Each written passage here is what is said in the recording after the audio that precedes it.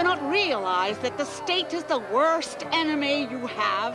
It is a machine that crushes you in order to sustain the ruling class. She was a spellbinder of a speaker. Demonstrate before the palaces of the rich. Demand work. If they do not give you work, demand bread. If they deny you both, take bread. It is your sacred right. Emma Goldman was somebody who throughout her entire life endured police. Abrasive German and Russian, so lips met in a spontaneous... America's foremost man of letters, novelist Theodore Dreiser, in the United States to Russia, aboard the SS Buford. The exile would last for the rest of their lives. 4:20 a.m., December 21st, 1919. I felt dizzy, envisioning a transport of politicals doomed to Siberia. Russia of the past rose before me. Through the porthole, I could see the great city receding into the distance. It was my beloved city. It was America, repeating the terrible scenes of Tsarist Russia. I glanced up. The Statue of Liberty. She was cast out of this country, the U.S., and went to Russia in 1919 until 1921, when she was so appalled by the Kronstadt, really. If Berkman and Goldman chafed at the restrictions on their freedom in capitalist America, they would find Lenin's Russia even more oppressive. The two exiled anarchists quickly concluded that the Bolshevik Revolution was a smothering democratic free expression. Emma pushed for a personal meeting with Lenin in the Kremlin, where she presented a petition of questions and anarchist demands. I try to envision her, you know, in that meeting with Lenin. Have you ever thought about that? This little Jewish-looking lady, you know, kind of dumpy, you know, meeting with Lenin, and you know, and actually being very straightforward with him and telling him, you know, what was important to her. What is the attitude of the Soviet government to the anarchists? Why are the anarchists being arrested and imprisoned? We demand full freedom of speech and press throughout Soviet territory. Lenin brushed their questions aside. Free speech, he sneered, was a bourgeois notion. In 1920, they had instigated proof they were the most pernicious enemies of the revolution. On December 1st, 1921, I left Russia in the company of Alexander Berkman, my voice against the crimes committed in the name of the revolution. Soon, she and Sasha would go their separate ways. He to France, she to different countries in Europe, eventually arriving on the 27th of November, 1926, in Toronto, a day's travel from her family in Rochester. Canada was a symbol of exile for Emma. At Union Station, supporters and Toronto illustrious visitor. Dear Leon, I was met by a lot of comrades, warm-hearted and eager. I enclose an article which appeared in the Star this morning. The man who wrote this is the most intelligent and best informed reporter I've met in a long while, more of an anarchist than he realizes. I think the Star will help much with my meetings. She arrived, and all of the children, we were all waiting for her. She was nothing like I expected. I thought she'd be tall and Nordic. Instead, I saw this strange little figure, but very imposing. Well, I kind of idolized her, I guess. I don't know, from everything that my father had told me about her, and being brought up in an atmosphere of anarchism, I thought she was great. She fought for birth control. She was anti-war, and these were all the ideals that my father fought for. She was very influential. She was very liked, adored. She gathered such a marvelous collection of people. She had a great gift for friendships. More than anything is the spirit of the group in this city. Such a warm-hearted, eager, jovial, and sociable lot I have not come in touch with in years. People in Europe are dead compared to the bunch here. In Toronto, Emma lived in a series of dilapidated apartments in the teeming Jewish immigrant neighborhood around Spadina Avenue, now Toronto's Chinatown. Toronto Star reporter Fred Griffin tracked her down. You can't imagine the gigantic United States being scared of a woman, and yet they put her out darkly at dead of night. Who will say that Emma Goldman is not the most interesting and distinguished of her present-day sisterhood? She has lived more fully, rebelled more strenuously and unselfishly, suffered more vividly, thought more vigorously. Of her day and generation, she is the social Joan of Arc. To find her, I climbed a dark stairway. At the head of them, in the shadows, was a locked door at which I knocked. It was all very mysterious. Was I not about to enter, alone, the most secret haunt of a bomb-hurling, blood-curdling, temple-wrecking enemy of the social order? Despite these purple passages, Frederick Griffin's Star article actually treated Goldman's ideas in life thoughtfully. Emma's reaction? Dearest Leon, the Weekly Star had the enclosed article. Splendid propaganda for our ideas, don't you think? Emma basked in the admiration of her Toronto comrades. They believed every word she said. They considered her as a teacher. It's an important branch of the workman circle. They were philosophical anarchists. Not one of them would have been a threat to anybody. You know, they were all big talkers. Even with all this support, Emma was often annoyed by her life in Toronto. She swung back and forth between appreciating the city and being irked by its conservatism. She encountered great mahal for her birth control lectures. Well, it was against the law to give out information. It just seemed that the Catholic Church was very, very interested in preventing the dissemination of birth control information. Anti-religious themes might do well because the churches are so powerful here.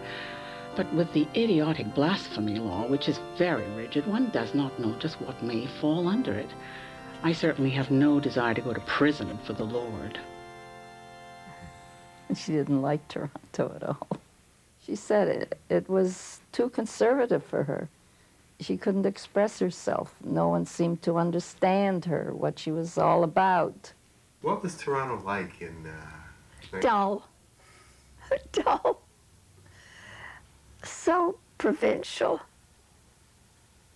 Except the people who gathered around Emma. They were all young and longing to get the inspiration, I guess, or to get a whiff of free air, fresh air from outside, because she seemed to bring the world to your eyes. In Toronto, there was a fascinating movement of young people, immigrants, sort of thirsting for knowledge, for culture. Emma Goldman's meetings ranged widely, from modern drama and literature to lectures on birth control, female sexuality, and capitalist exploitation. Her thoughts across, her ideas across, very forcefully and dogmatically, I think. She was wonderful during the question period. She just came back with answers so spontaneously, so quickly, and so sure. Dearest Sash, I spoke on crime last night. The questions were so hopelessly out of date, more stupid than anything I ever heard in America 20 years ago. One might meet with the same backwardness in Tennessee, but certainly not in any large city in America.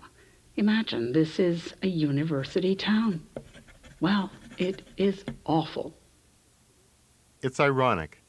Even as Goldman waxed nostalgic about the progressive American climate, just outside Boston, the flawed trial of two Italian-born anarchists was taking place.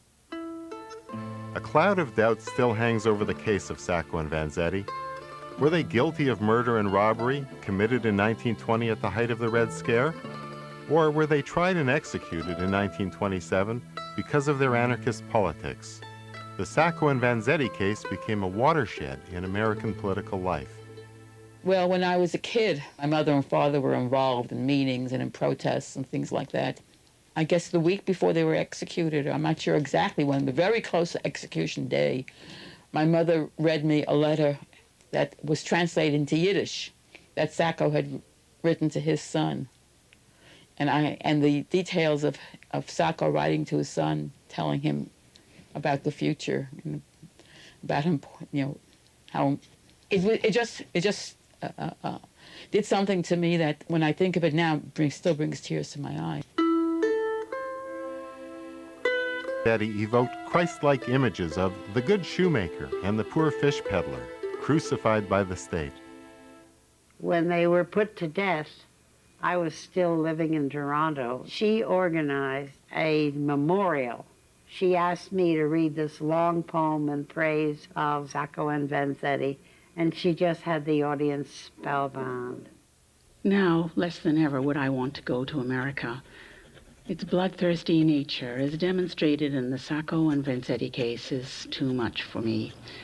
Whatever may be said of Canada, I don't believe such gross injustice or such horrible callousness would be demonstrated by any judge here. Even though she respected its civility, Goldman considered Canada a backwater. She longed to be where the action was, in the United States. But J. Edgar Hoover's America remained off limits. And she would sit at the border and sob, look at the lake and sob, because she longed so much to be back in the United States.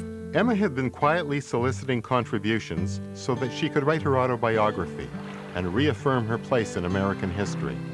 Her plans were to go to Saint-Tropez to join Alexander Berkman in the south of France. She missed his companionship, and even more, his steady editorial hand.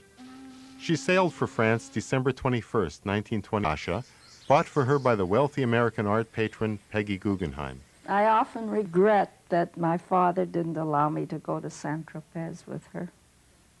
I would have loved to have done that. He said, no, you can't go. I don't know why. Corrupted by her. I remember when I told her I was quitting the theater because I was getting married. I had already had a boyfriend in New York before she sent me off theaters. And when I told her that I was going to marry him, she thought that was dreadful. She was very disappointed in me. She said, Laura, live with this young man if you care about him so much. But for goodness sakes, don't give up your career that you've hardly started. Living My Life was published in 1931 to international acclaim. The New York Times Book Review gave it front-page coverage. The periodical The Nation called it one of the notable books of the year. I couldn't wait to read it.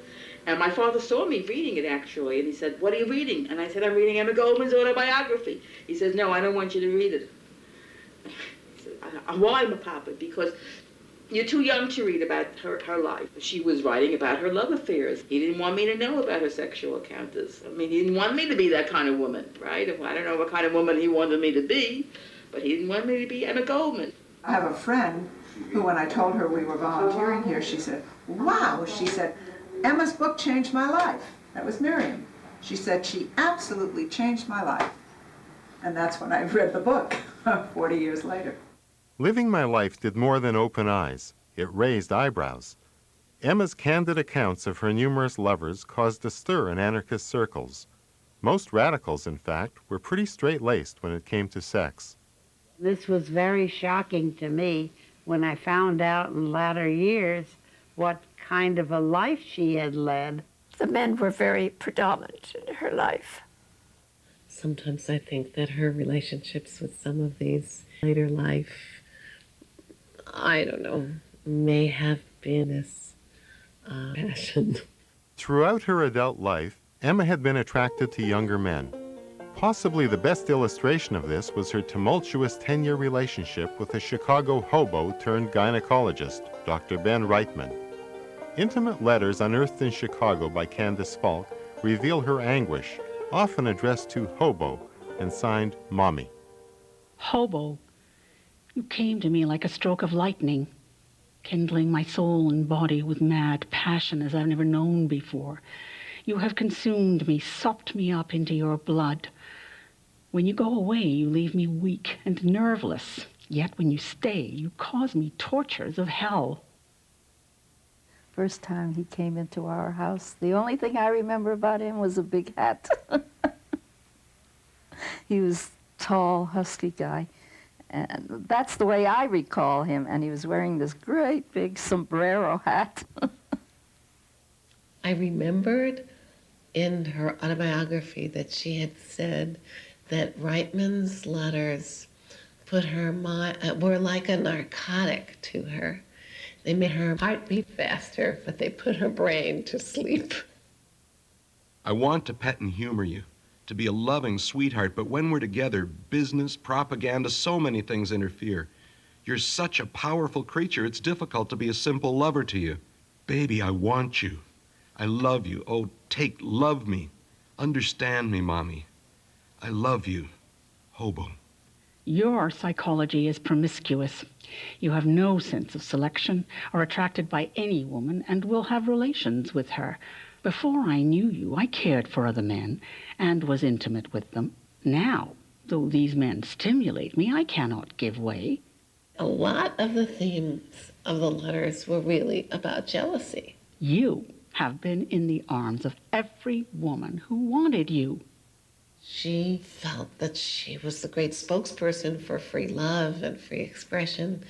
And here in her own intimate life, she felt so torn apart, really, and so humiliated by her lover, Ben Reitman, who would stand at the corner of a room where she was lecturing and scan the audience for a good pickup for the evening and leave with her. In her public life, Emma was actually quite discreet about her passionate relationships. Nevertheless, besides Sasha Berkman, her friend for life, and Ben Reitman, the grand passion of her life, many other lovers passed through her doors. How times have changed. Emma Goldman, exiled as a dangerous anarchist 15 years ago, is back again on a 90-day permit. In 1934, Emma was again residing in Toronto. Following intense lobbying by highly placed American friends, Emma Goldman was admitted to the U.S. for a 90-day lecture tour, with the proviso that she not speak about political topics. No longer the fiery red Emma, she seems considerably tamed as she has been one of the very few men in the White House who has come to realize the right of the and to better their conditions by means of their organized power.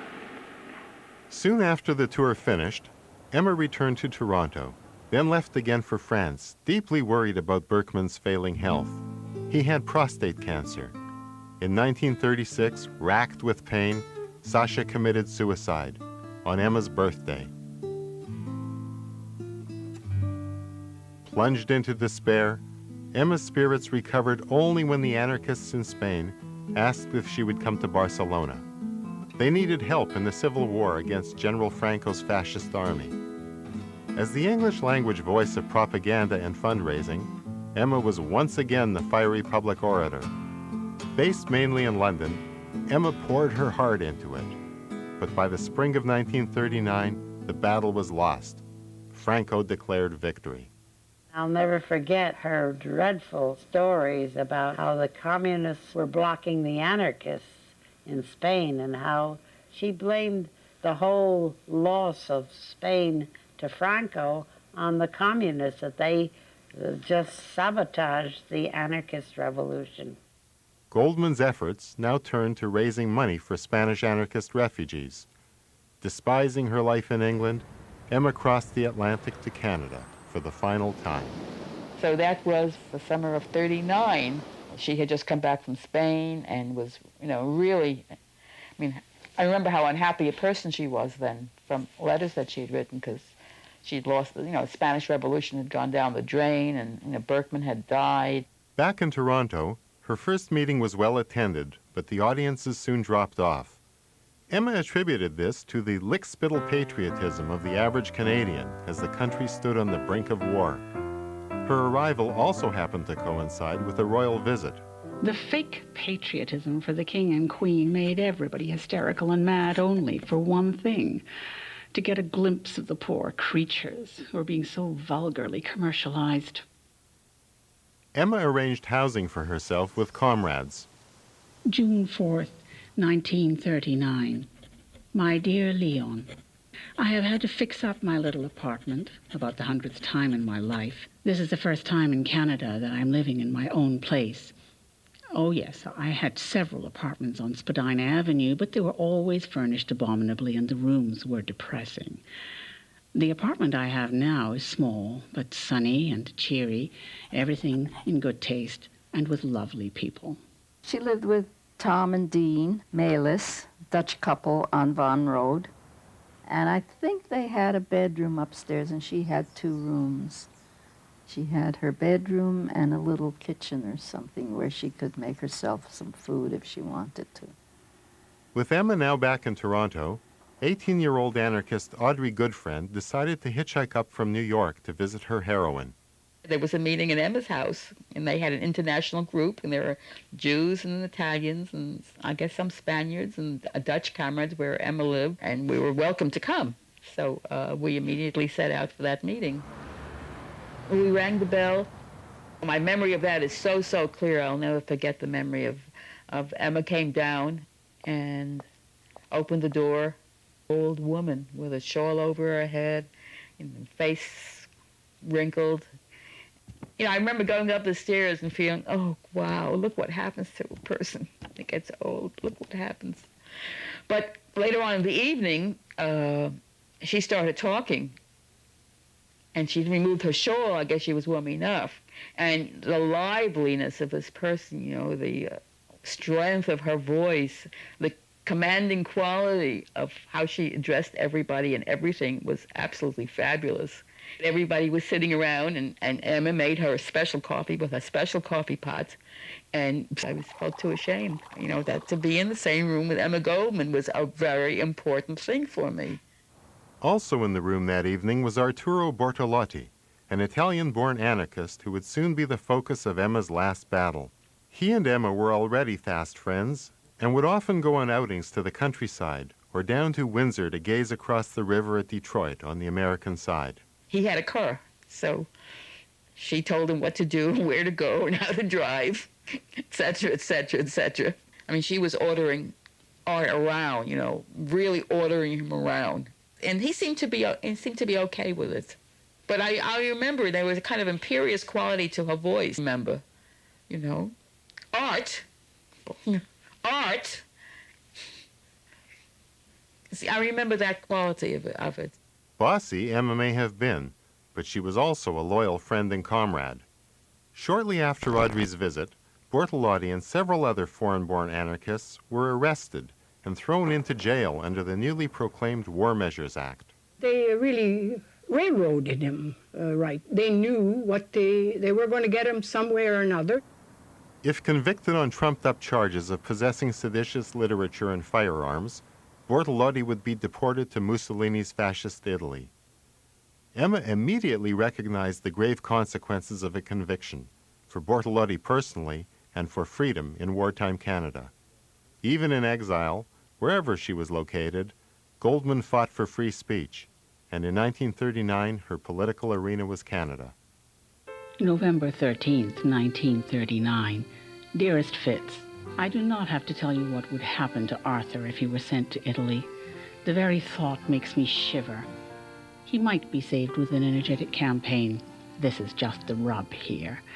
We have no movement and no comrades to speak of, no public-spirited men or women in this city. In point of fact, the Liberals are as yellow as the rest. Almost single-handedly, Emma organized Bortolotti's defense. She went at it, tooth and nail, worked very, very hard, writing here, there, getting in contact with the lawyers.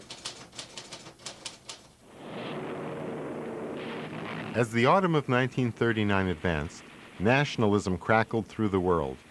On September 10th, Canada declared war on Nazi Germany. Goldman was embroiled in political activity and public speaking, raising money for Spanish anarchist refugees, working on the Bortolotti case, attacking Hitler and Stalin. In December, she extended her speaking tour to Winnipeg, returning to Toronto exhausted. Dearest Bunya, I arrived here terribly tired and aching in every bone. The train shook more than a ship in the highest storm, and the bed was harder than ever. I suppose my old bones can't stand such torture as easily as they could years ago. At age 70, Emma Goldman still filled every day with work. But years of exile, jolting train rides, police surveillance, constant public appearances, all had taken their toll. On a bitterly cold morning in February, Toronto lay locked in an icy grip. Inside her apartment, Emma arose to her usual routine, churning out letters, rallying anarchist support. She planned to attend a libertarian meeting in the evening. A letter from Dean Mealis recounts the sudden turn of events. Emma had been active all day, dictating letters in the afternoon, and after supper even helping with the dishes. About 8 o'clock she came downstairs and had been talking and laughing with us for little more than half an hour, when suddenly, without a sound, she slumped down in her chair. I had taken dictation that morning. I worked with her 2-3 hours that day. And I no sooner got home when the telephone rang that she had had a stroke and was taken to the hospital. When I went to see her, she tried to tell me things, she tried to speak to me, and she kept calling me over, and I went over to her, and she just couldn't speak. One of the greatest orators of her time, Emma Goldman never again spoke.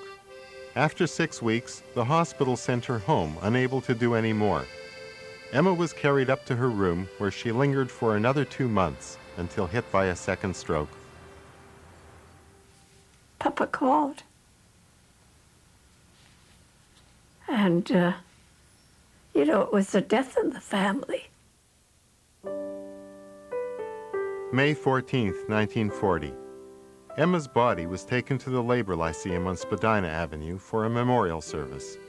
Then, in a casket, she finally crossed the U.S. border.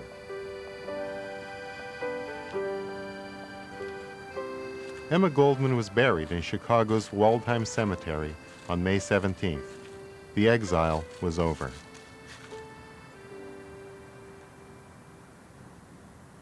A couple of years ago, when I started thinking about my own end, I thought, well, you know, what do I want to do with my ashes? That, yes, I really wanted my ashes scattered in Waldheim.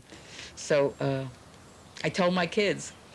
They said, well, Mom, when are we, you know, we'll have to keep them until we go to Chicago. I said, well, they'll go to Chicago someday and see the cemetery.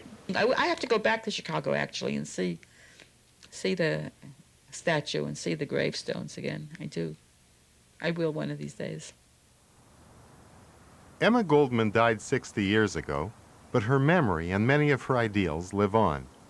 Emma's causes, birth control, free speech, draft resistance, women's sexuality, workers' rights, anti-totalitarianism, all these remain ideas that animate progressive thought today.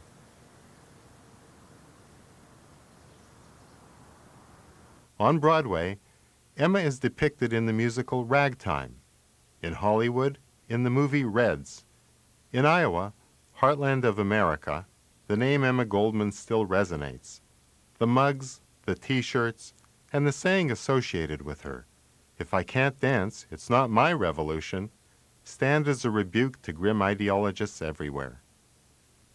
In Toronto, in Berkeley, wherever young dissidents gather, we see the legacy of Emma. Anarchic graffiti continue to adorn buildings near her Spadina Avenue apartment. Find the public Emma Goldman, the famous anarchist. What my search uncovered was a much more complicated woman, one whose intimate friendships and passions extended far beyond the political realm. Yet her politics informed every aspect of her personal life. Was my life worth living? If I had my life to live over again, like anyone else, I should wish to alter minor details, but in any of my more important actions and attitudes, I would repeat my life as I have lived it.